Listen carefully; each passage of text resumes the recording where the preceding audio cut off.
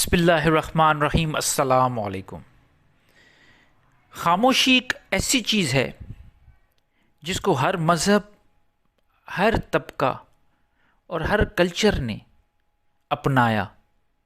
دنیا کے جتنے بھی سجاگ لوگ گزرے ہیں ان سب نے خاموشی کو اپنا ہتھیار بنایا اور روحانیت میں ترقی کی۔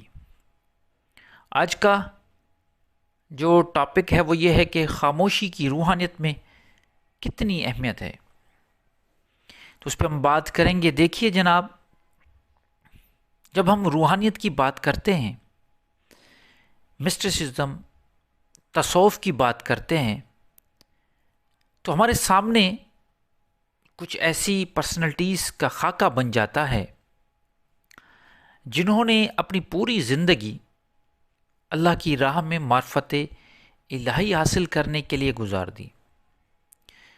اب وہ جو بھی ہستیاں گزری ہیں، انہوں نے اپنے اپنے طریقوں سے یا جن جیسے بھی ان کی سوشلائزیشن ہوئی تھی اس وقت مطابق، جو بھی دور تھا، جو بھی حالات تھے، ان حالاتوں اور دور کے مطابق ان بڑی بڑی ہستیوں نے اپنے اپنے طریقوں سے اللہ کو حاصل کرنے کے لیے ریاضتیں کی، مشقیں کی، ذکر و فکر کیا، جنگل میں چلے گئے، بیلوں میں چلے گئے، تپسیائیں کی، غاروں میں بیٹھ گئے، مطلب انہوں نے سفر کیا،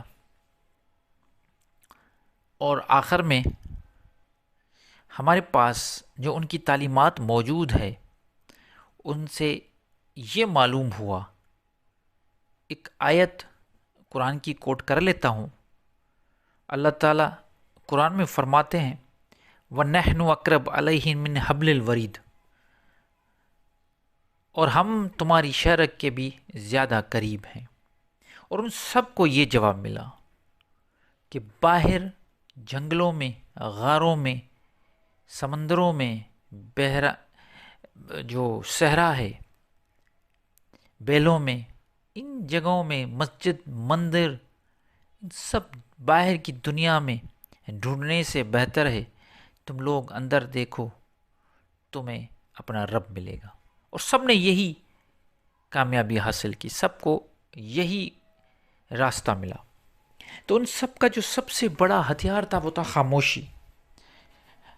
سامعین، جب انسان خاموش ہوتا ہے تو اس کے بعد اس کی جو سننے اور بولنے کی صلاحیت ہے وہ زیادہ بڑھ جاتی ہے۔ تو وہ جب باہر کی دنیا سے بات کرنا یا خاموش ہو جاتا ہے تو پھر وہ اندر کی دنیا جو اس کے اندر میں بس رہی ہے، جو شاید نہیں پر یقیناً اس باہر کی دنیا سے بہت زیادہ بڑی ہے، اس سے وہ باتیں کرنے لگتا ہے۔ جب اپنے آپ سے، اپنے اندر کی کائنات سے انسان باتیں کرنے لگتا ہے تو اس میں نہ کوئی جھوٹ ہوتا ہے، نہ دھوکہ، نہ فریب۔ اس قسم کی کوئی چیز وجود ہی نہیں رکھتی، کیونکہ وہ اپنے ساتھ بات کر رہا ہوتا ہے۔ خاموشی کا سب سے جو بڑا فائدہ ہے وہ یہ ہے کہ انسان اپنے ساتھ کنیکٹ ہو جاتا ہے۔ یہی وجہ ہے کہ ایک بہت بڑی ہستی گزری ہے، مہاویر۔ آپ میں سے بہت سارے لوگوں نے ان کا نام سنا ہوگا۔ ایک مذہب ہے جین مذہب، اس کے بڑے مانے جاتے ہیں۔ ان کے جو پیروکار ہیں، حالانکہ یہ مذہب بہت کم ہے، یہ ہندوازم سے ٹوٹا ہوا ایک مذہب ہے، لیکن اس کی تعداد تو بہت کم ہے، لیکن جو بھی ان کو فالو کرتے ہیں بڑے اسٹرکٹ رول میں چلتے ہیں۔ اور ان کے جو فالوور ہیں ان کو منی کہا جاتا ہے۔ آپ نے سنا ہوگا رشی منی۔ منی کا مطلب وہ ہوتا ہے جو مون میں رہے، اور مون سنسکرت میں خاموشی کو کہتے ہیں، مون ورت۔ جیسے ایک مون ورت رکھتے ہیں ہندو مذہب میں کہ وہ چپ رہنے کا ایک روزہ، یہی چپ رہنے کا روزہ قرآن میں بھی ہے بی بی مریم کے واقعے کے حوالے سے۔ اللہ تعالیٰ نے ان کو فرمایا، ان کو بتایا کہ تم چپ کا روزہ رکھو اور بیٹھ جاؤ، کسی سے بات کرنے کی کوئی ضرورت نہیں۔ مطلب اتنا بڑا سالوشن دیا۔ جب ان کو حضرت عیسیٰ علیہ السلام پیدا ہوئے تو وہ رونے لگی، پریشان ہو گئی کہ میرے ساتھ کیا ہوگا اب، میں تو دنیا کو کیسے فیس کروں گی۔ تو اس قسم کی جب وہ شکایت ہوئی تو اللہ تعالیٰ نے فرمایا کہ ایک پیڑ کے نیچے جا کے بیٹھ جاؤ، وہاں پہ تمہیں کھانا پینا سب ملے گا، چپ کرنا، چپ کا روزہ رکھنا۔ اور اس نے چپ کا روزہ رکھا اور وہ کامیاب ہو گئی۔ چپ کا روزہ مطلب سنسکرت میں ہم اسے مون ورت کہیں گے، اور جین میں مہاویر نے اس پہ بڑا زور دیا ہے، اور یہ ان کے ہی جین مذہب میں ہی بتایا جاتا ہے کہ 12 سال وہ مون رہیں، 12 سال وہ نہیں بولے۔ پھر آپ جب دوسرے ایسی بہت ساری ہستیاں گزری ہیں جو مون ہو گئی، چپ ہو گئی، ان کو وہ منزل مل گئی۔ تو روحانیت، اگر آپ میں سے کوئی یہ کہتا ہے کہ مجھے روحانیت چاہیے، میں روحانیت کی منزل پہ پہنچنا چاہتا ہوں، آگے نکلنا چاہتا ہوں، اللہ کی معرفت حاصل ہو، شریعت، طریقت، حقیقت، پھر معرفت ملے، میں عالم ناسوت سے لاہوت کا سفر کروں، لاہوتی بنوں، تو یہ جو بھی چیزیں ہیں ان میں پرہیز بڑی چیز ہوتی ہے۔ مولانا رومی نے کہا تھا کہ یہ خاموشی خدا کی زبان ہے۔